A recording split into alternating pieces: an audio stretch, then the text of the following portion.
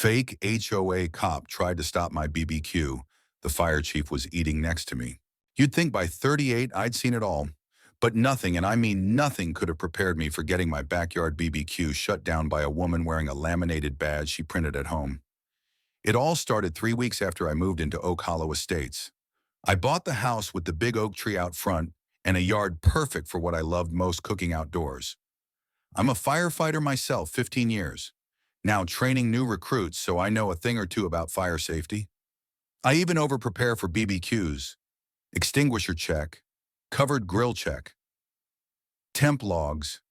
Yep, this particular Saturday, I had invited over a few folks from the station.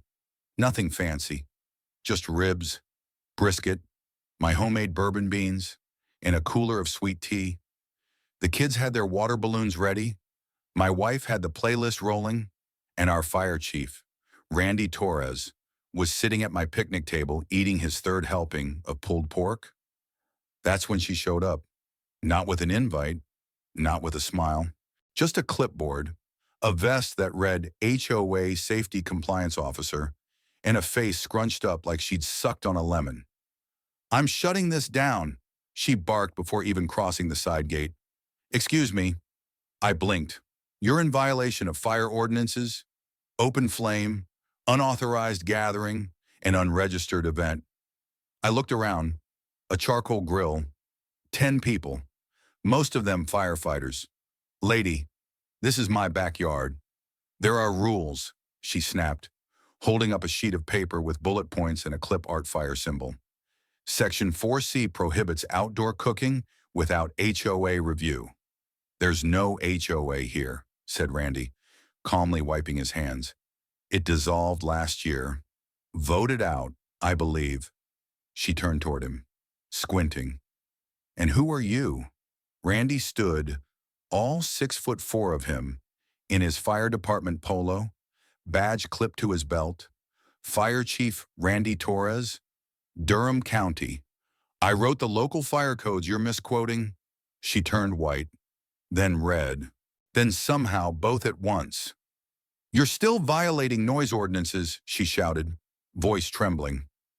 My wife stepped forward. "It's 3 p.m. on a Saturday. There's no music above 60 decibels. Karen didn't back down. She pulled out her phone. "If you refuse to comply, I'm calling authorities." Randy chuckled. "Please do." She did. The cops came.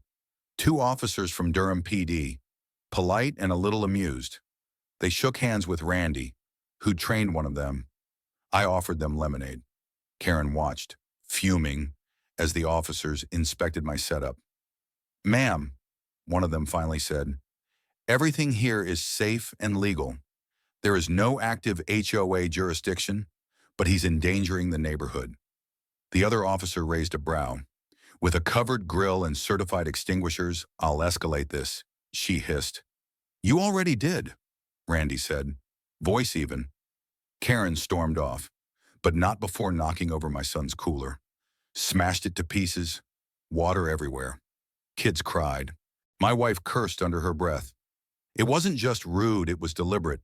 And that's when I knew this wasn't over. I started asking around. Turns out Karen wasn't just a cranky neighbor. She was on a self-appointed mission. After the HOA legally dissolved due to poor management and resident complaints, Karen created a neighborhood preservation committee completely unofficial.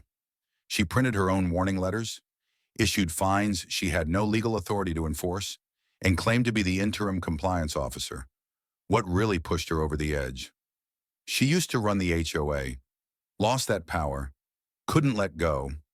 Over the next few days, I received 2 more warnings in my mailbox. Failure to comply, pending review. One was stamped a second notice even though it was the first I got. That's when I realized she was forging timestamps trying to build a paper trail to harass me. She even had a fake website, oakhollowsafety.com. It looked real.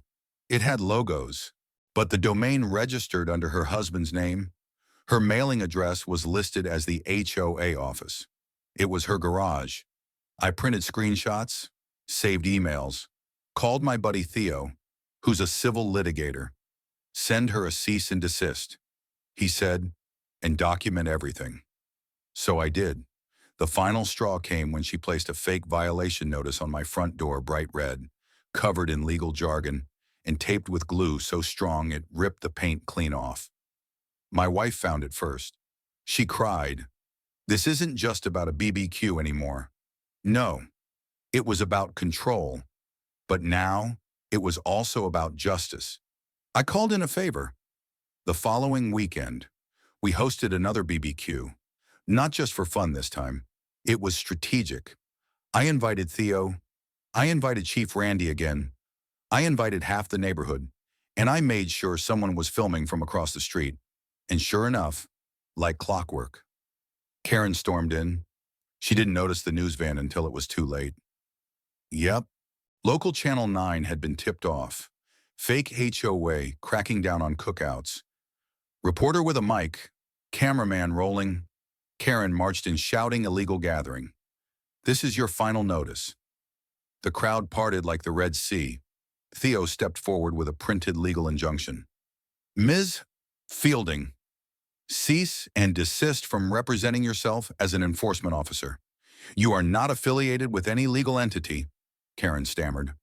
"This is my community. I created order here. You also created a fake website, issued fake citations, and vandalized private property," he said. "That's criminal impersonation, fraud, and destruction of property." The cameraman zoomed in. The reporter asked, "Ms. Fielding, do you have a response?" She fled right into the arms of the arriving sheriff's deputy, who'd been briefed. She wasn't arrested, not yet, but she was served on the spot, and the moment the story aired that night, her world collapsed. Her employer suspended her. Her committee dissolved. Neighbors furious. Turns out, she'd bullied a single mom over her fence height. Tried to find a veteran for flying a flag without registration. All of it was fake, and now public outrage exploded. The online story went viral. Reddit, TikTok, Facebook, all roasting the BBQ Karen of Durham County. A month later, the neighborhood had its first real meeting in years. Not an HOA, just a gathering. We voted on a community charter, no mandatory dues, no petty bylaws, just safety protocols and shared resources.